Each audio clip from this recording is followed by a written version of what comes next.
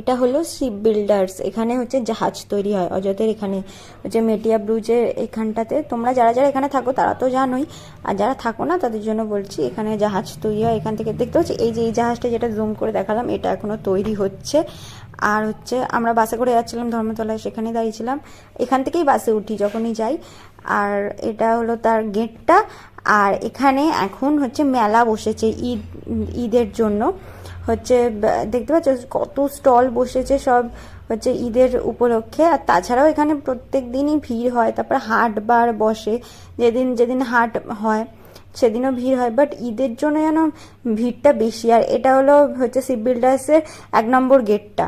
আর এখানে দেখতে পাচ্ছ ভিড়টা দেখো, এই গলির ভেতরটাতেও কতটা ভিড়, আমরা বাসে করেতে দেখছিলাম। মানে ঈদ উপলক্ষে ভিড়টা আরও বেড়েছে। সকাল 7টার সময় আমরা বেরিয়েছি, আর বাসের ওখানে পৌঁছতে পৌঁছতে হচ্ছে ধরে নাও ওই 15 মিনিট তো গেছে, 7টা 15-20 নাগাদ, তখনই এতটা ভিড়।